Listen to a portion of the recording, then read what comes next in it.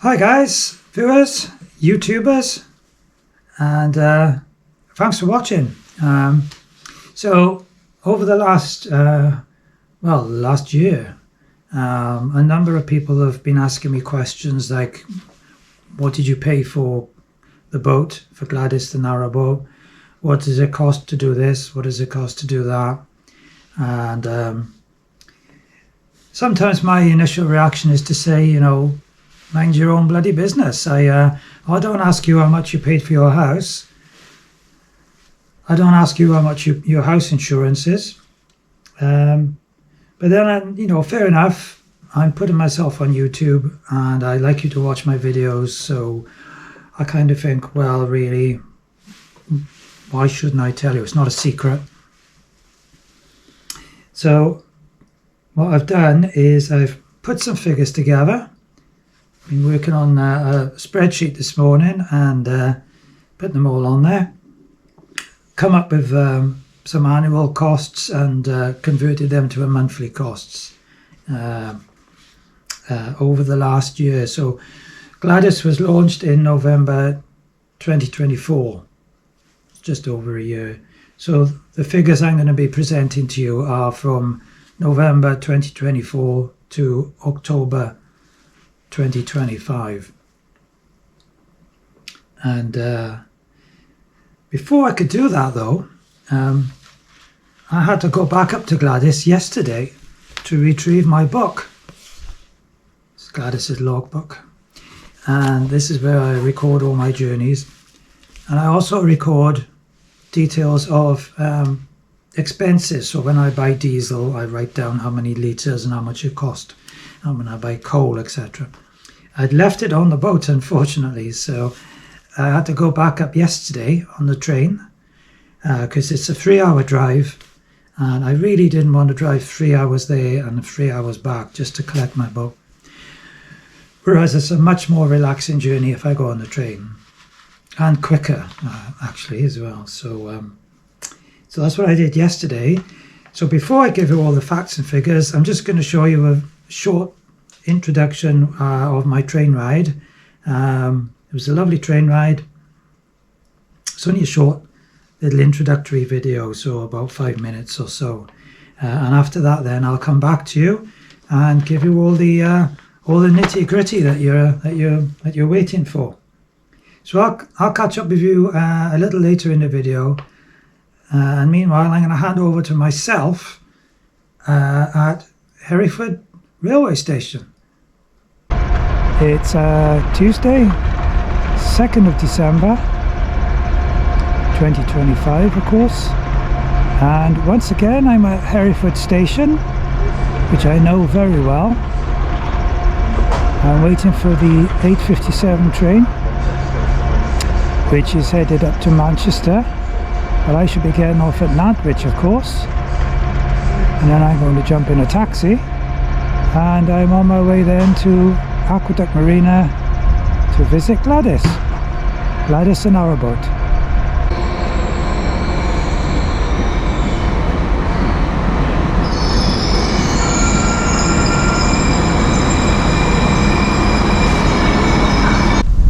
So here I am, safely arrived at Aqueduct Marina, and it's about 11 o'clock. So I'm going to walk down to Gladys now and pop on board, make sure everything is okay. And then I'm going to make my way over to the cafe over there because I'm rather hungry and I think I deserve a large cooked breakfast. Let's go and check out Gladys first. And there she is.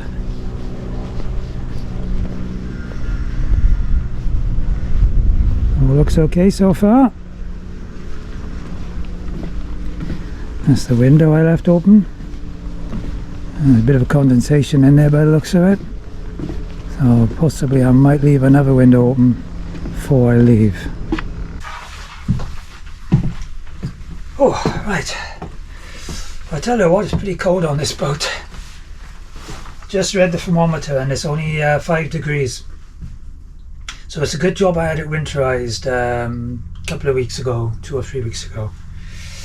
That's why the cushions are all up and the water's all disconnected, so I can't even wash my hands can't use the toilet either. So, but luckily the marina office is close by. Everything seems to be okay though.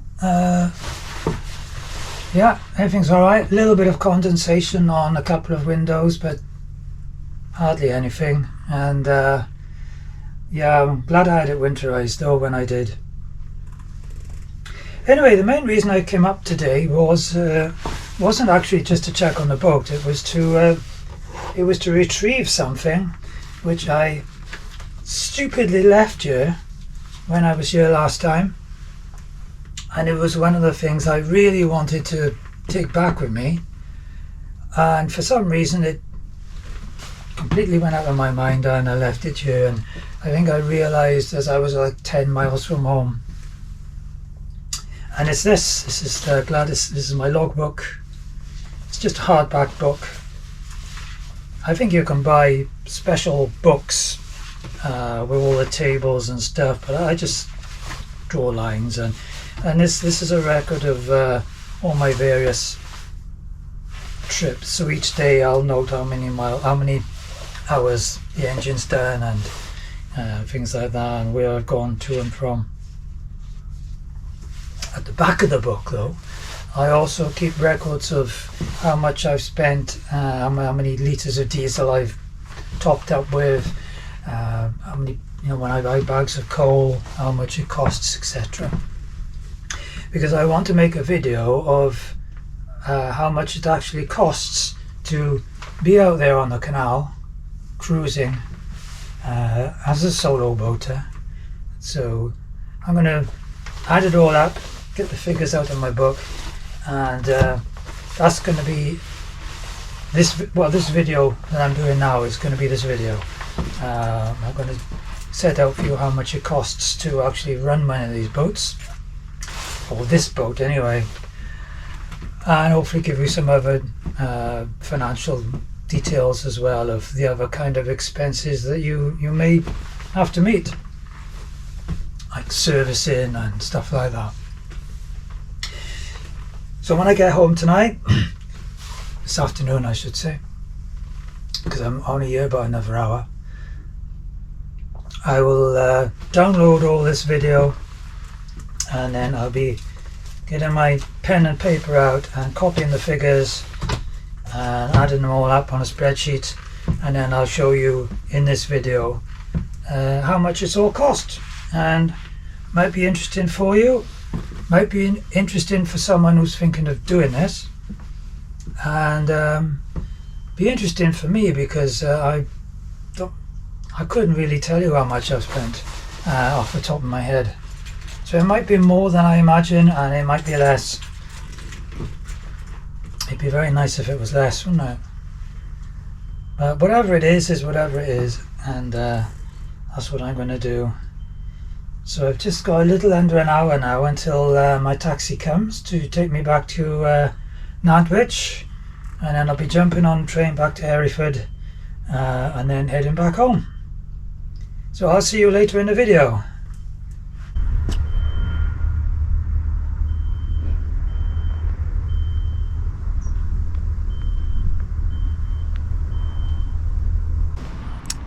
Okay, so everything looks alright. I am now going to head over to the cafe yonder and have myself a breakfast, I think. And what about this? This is a large breakfast on a flat white, and I'm going to tuck into this now. Well, that was very nice, I must say.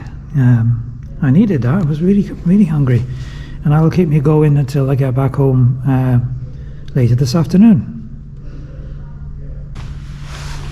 That was very nice.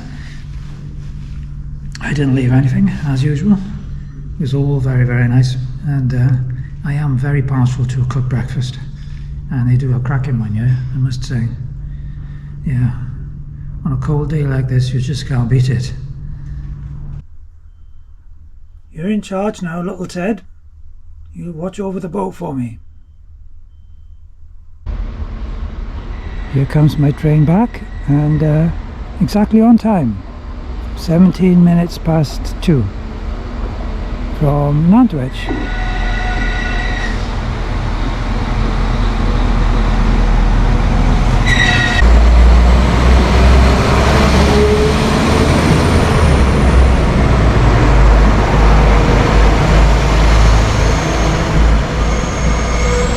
And safely back at Hereford.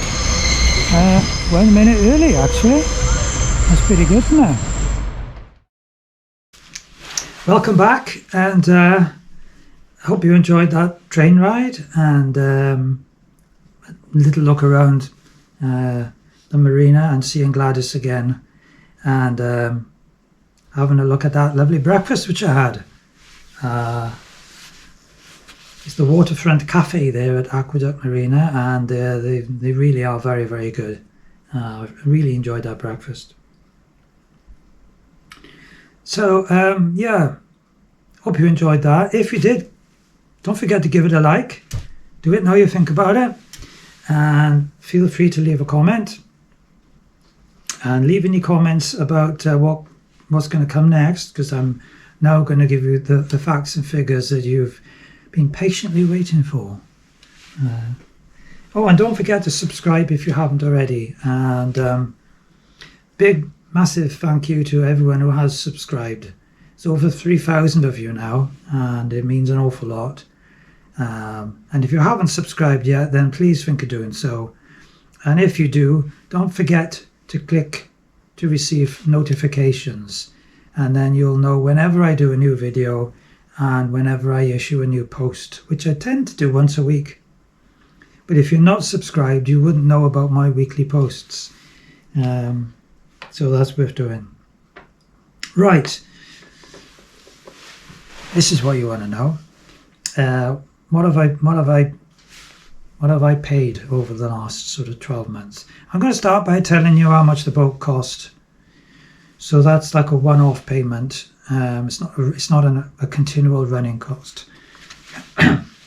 So I ordered Gladys, and she's a 40-foot Aintree Beetle narrowboat. I ordered her in, I think it was about the late summer of 2022. And initially they said it would take 6 months, which, you know, I've since learned is something you should take with a large helping of salt. But there we are, that's a lesson learned there. So the price that was the contracted price at the time, the basic price was £63,000. So that's what I signed on the contract, and that's what they signed. And that remains unchanged, even though it took 2 years to build the boat. And the way you pay it is by stage payments, so you don't have to give them £63,000 up front. You give them so many £1,000 for the first part of the job, which is when they build the hull, and then you give them some more when they do the next bit of the job, and so on. And then the last payment was made during the week of the launch. So in fairness to them, you know, they're not kind of grabbing the money up front. And although the costs of new Beetles went up during that period, it didn't for me, because my price was fixed.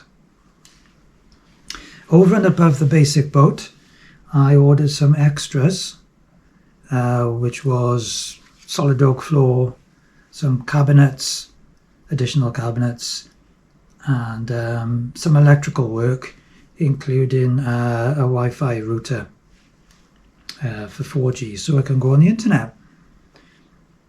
And those extras came to £1,365. So there's your boat. That's 63 plus 1,003, so it's £64,365 for the boat, as you see her. Which actually, I think, is very good value for money. Having bought your boat, though, it's no good to you if it's sat in a factory, because it's built in a factory up there in Liverpool. So it needs to be transported from there to the canal of your choice. And I decided I'd have her launched at Aqueduct Marina, which is in Cheshire, on the Middlewich branch of the Shropshire Union Canal, because it's a nice central spot. So you have to pay for a lorry to transport the boat from Aintree Boats to the canal, and you also have to pay somebody at the canal to lift the boat off the lorry and put it in the water. And most people will have them launched at a marina where there's a slipway, all these other facilities. So the lorry, I paid £650 for that, and Aqueduct Marina charged me £840 to lift the boat off the back of the lorry, put onto their very low trailer, which is then reversed into the water down the slipway, and the boat sort of floats off. And then you're away, basically. So it's £840, which some marinas I think will do it for less. But if you watch the launch video, which I took, you'll see what a totally professional job the guys did at the marina when they lifted her off and put her in the water. So I actually think it's it's money well spent. So that's what it's actually cost initially. So these are not running costs. This is my initial cost. If you add it all up, buying the boat, getting it to the water, and actually afloat in the water, was £65,855.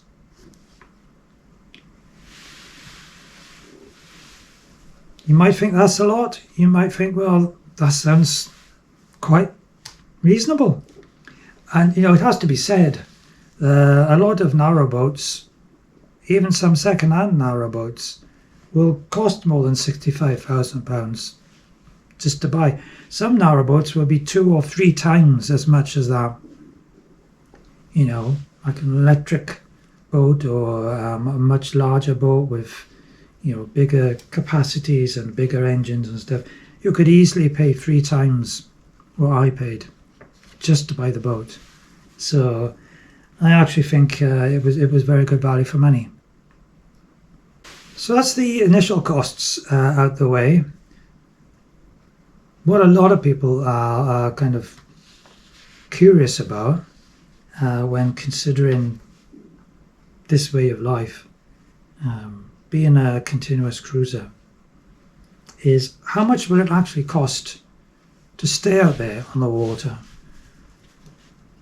What's the diesel going to come to? What's the insurance, etc. going to come to? What other sort of things will I have to pay for?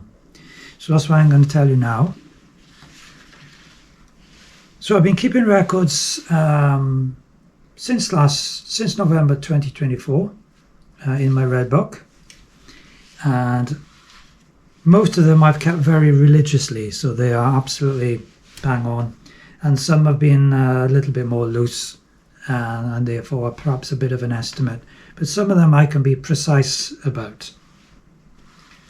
So I can give you the annual figures, and I've also converted them to monthly figures.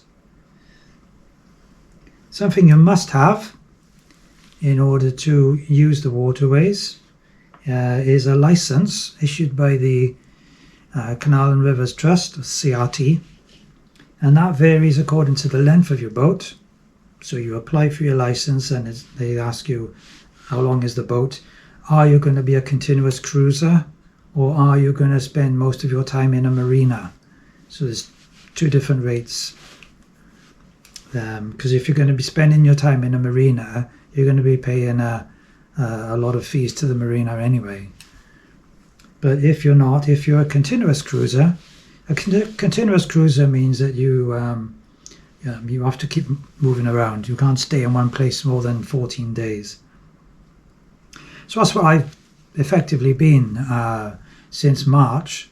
I was a continuous cruiser until I came back to the marina about a month ago, and I've now put Gladys into the marina for the winter. So I'm still a continuous cruiser, and I've still got a continuous cruiser license. I've actually just renewed it.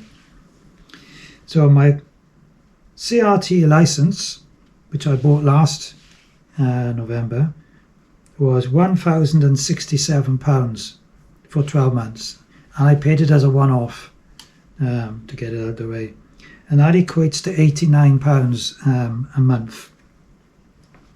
That entitles me to use the canals and to use the CRT facilities along the canals.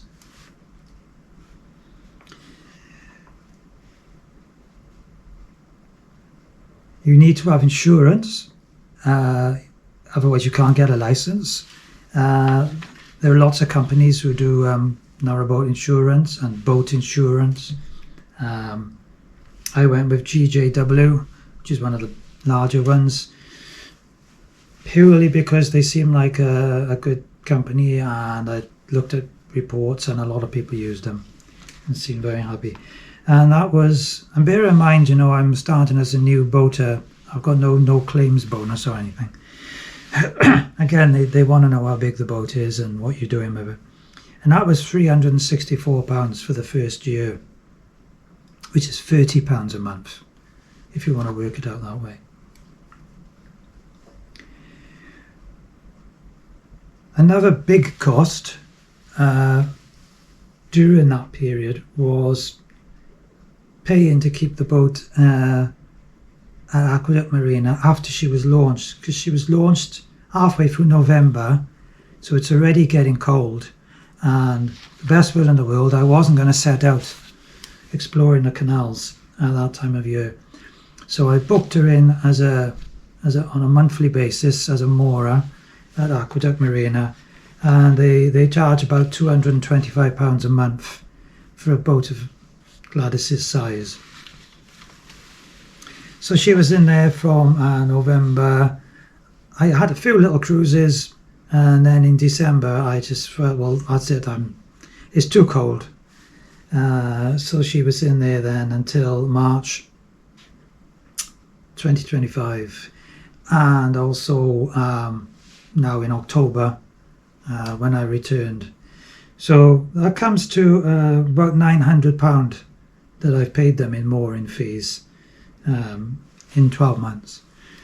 Of course, there are some people who are continuous cruisers and are never in a marina, so they wouldn't have any mooring fees at all. But that means you're out on the canals 365 days a year, and hats off to them.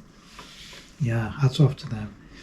So that was £900 over a year, which, if you work it out over a monthly basis, is £75.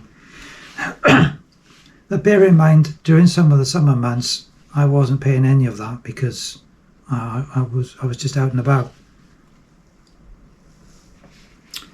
Another thing which you should do is have the engine service, especially on a new boat. Some people will do this themselves if they're capable and if they are confident. So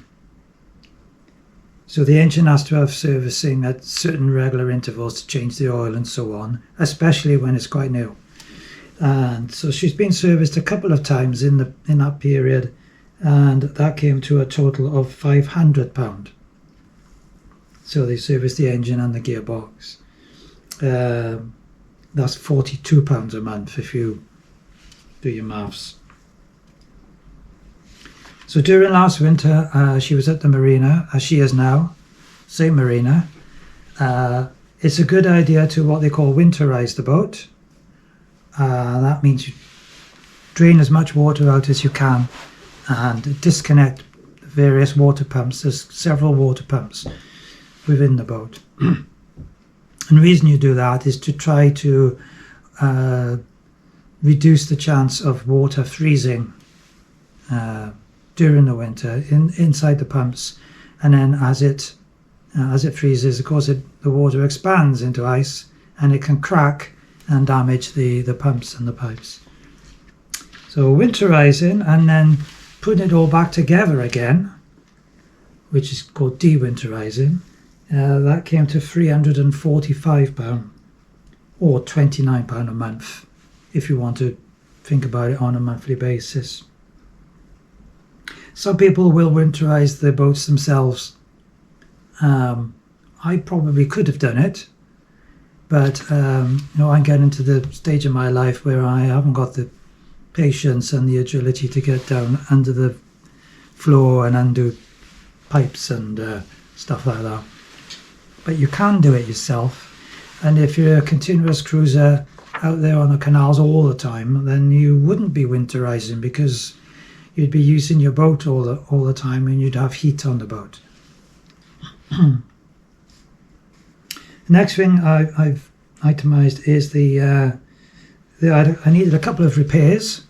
So these kind of things can happen or not. I mean, it was bad luck that these things happened. I had a problem with the rudder in a lock where unfortunately the boat banged against the back of the lock and the rudder popped out of its casing, and there's no way I could fix that. That came to £82 for them to fix that.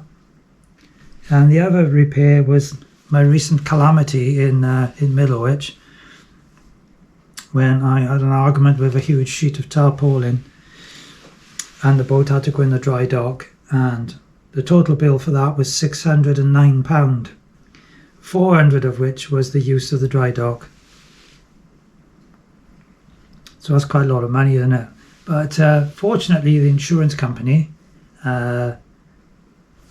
came through for me on that. I did speak to them before agreeing to the dry dock, and so although the bill was £609, all I actually paid was the my excess, which is £150. Another thing I've got down here, which again you wouldn't have to do, is I had a large solar panel fitted to the boat. I could have had this done when I ordered the boat. It does come with a small solar panel, but I found that wasn't enough. So I paid the guys at Aqueduct Marina to fit a larger solar panel in the summer for me, and that came to £1,234 as a one-off. But again, I've converted it to a monthly payment, and that's £103 a month that way.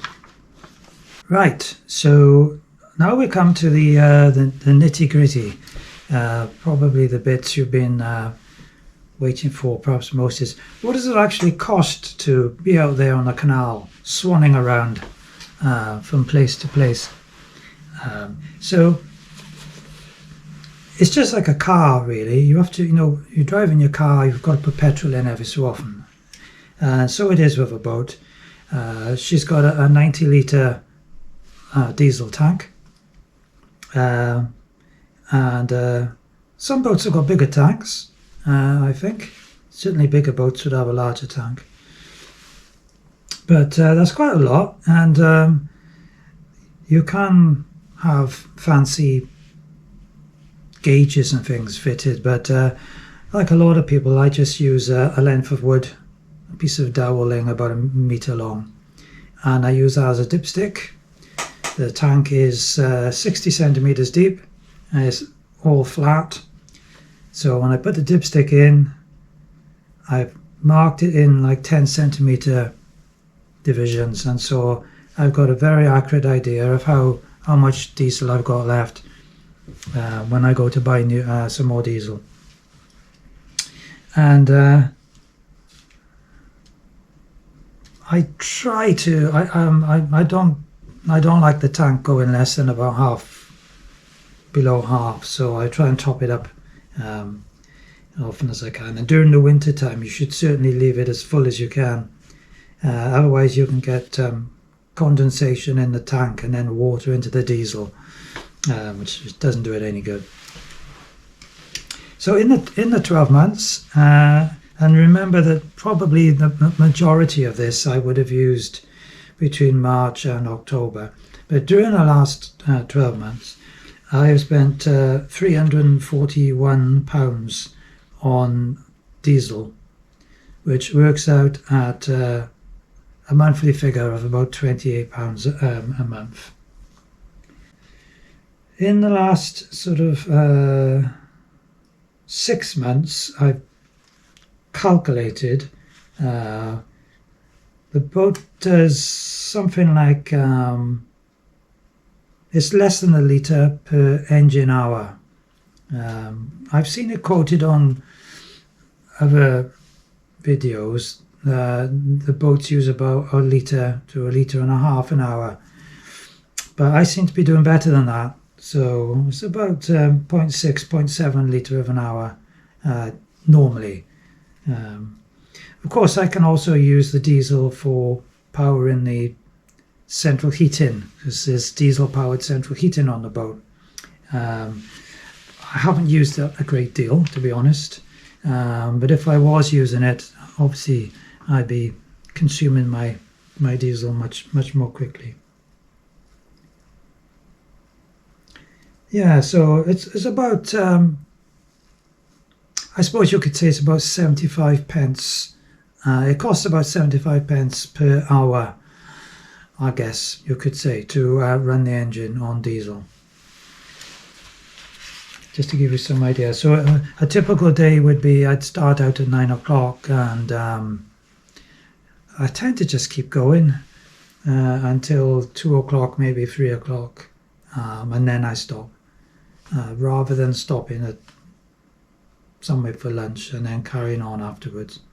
So if it was a 5-hour day, it would be 75 pence an hour times 5. You can do the maths yourself. If it's a shorter day, obviously won't use so much.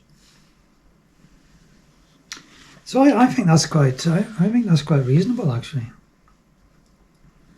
Another expense, again over 12 months, is coal. Because I don't use the diesel central heating a great deal, because I prefer to light the fire, and I've gone through about 9 bags of coal, I think, in that time. Not very much, well, none at all in the summer, but I did start lighting fires again in I think September. So I've gone through about 9 bags, and the prices vary according to where you buy them and which particular brand of coal you buy. It's all smokeless fuel. I spent about £150 on coal for those 9 bags, which is about £12 a month if you do it that way. There was also things like kindling and fire lighters. I haven't kept detailed figures of them. My estimate is around about £50 over the year. I mean, you can use whatever kindling you want. Some people just collect it on the side of the canal, but I mean, to me, it doesn't burn properly. It's wet, so I buy the bags of kindling. It's much cheaper to buy them at chandleries than it is, say, outside a supermarket, where they charge ridiculous prices for wood and for kindling. Absolutely crazy. Yeah. Another thing you have to spend money on is the toilet. So Gladys has a cassette toilet, like a lot of boats nowadays, and you have to empty that out at an L sand point. And if you've got a CRT license, you can use the L sand point for free, you know. Otherwise, you can go to a marina and they'll let you use theirs normally for maybe a couple of pounds. It's not much. But with these cassettes, it's basically a plastic box, and most people will add some kind of chemicals into the box, which help to break down the wastes and reduce any unpleasant smells. So there's proprietary things you can buy, and I've estimated that's come to about £100 over the year for that, which would be like £8 a month.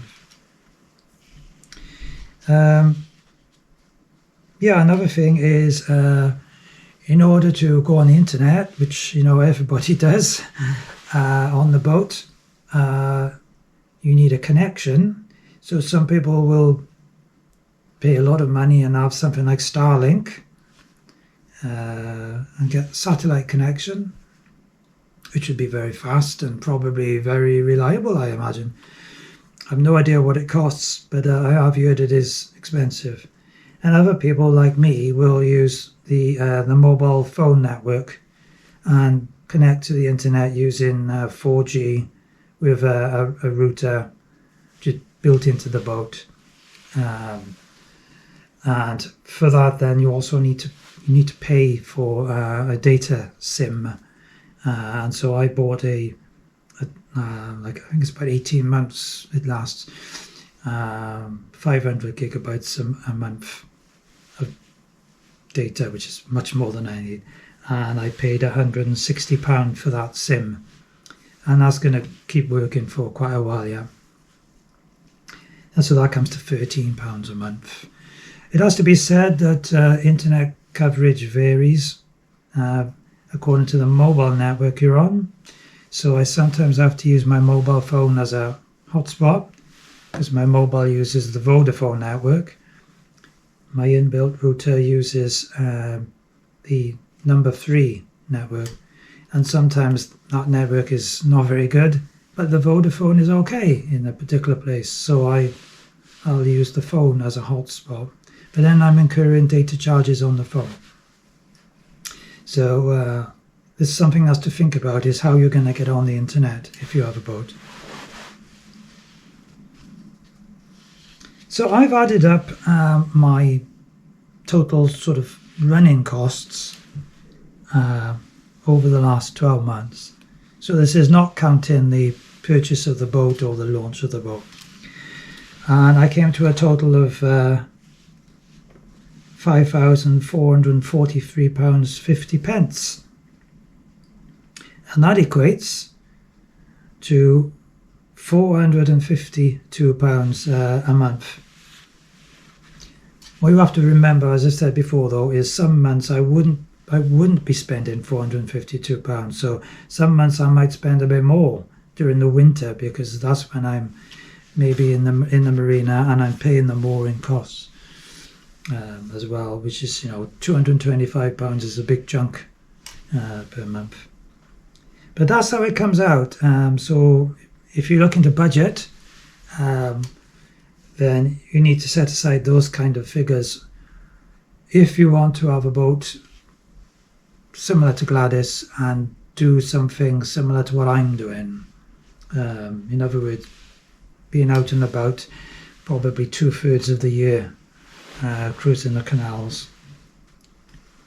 I haven't done any kind of analysis of what I've paid for food, so I've still got to live. Apart from all these costs, I have to buy food. I very occasionally buy clothes because I've got so many clothes. I did buy my big yellow jacket. You need something like that. You really need some good outdoor kit. That jacket was one of the best value items I've ever bought in my life, because they're £25 in screw fix. Absolutely incredible. So those kind of things, they're very personal, just like with food. Some people will eat probably much better things than I do.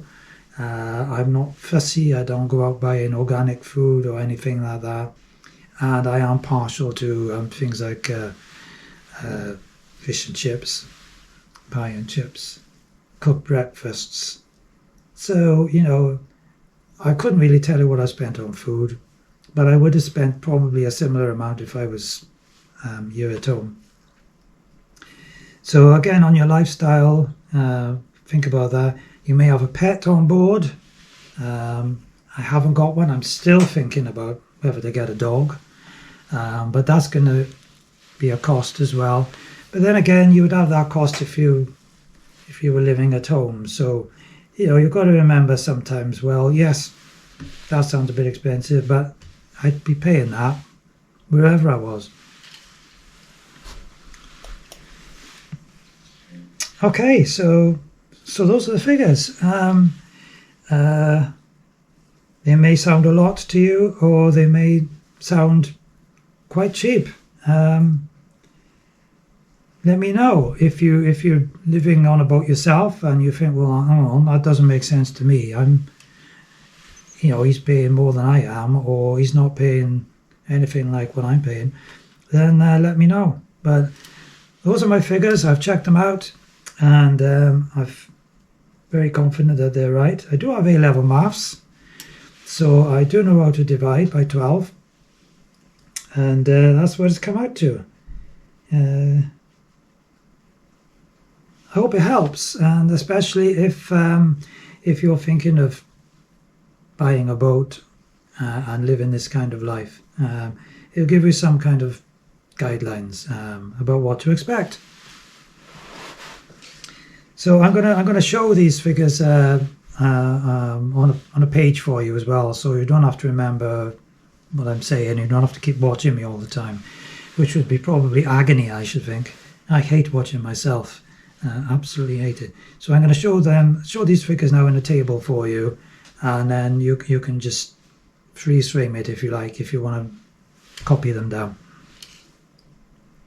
Okay, so I hope you've enjoyed this video, and I shall be back next week. I don't know where it'll be from. It won't be from the marina. I do plan on going back in January, just show my face really, and just make sure that Gladys is okay. But I have every trust in them up there, and they do check the boats. So and there's always people around, so I don't worry about her at all being there. So I will go back there in January. In the meantime, I'm going to be going other places. But as regards next week's, I have no idea yet. So it'll come as a surprise to you when you see it. But thanks for watching this one, and stay with me. Season 3 of Gladys the Narrowboat will start in probably late February. And who knows where fate will take us then. So I'll see you next week. Bye.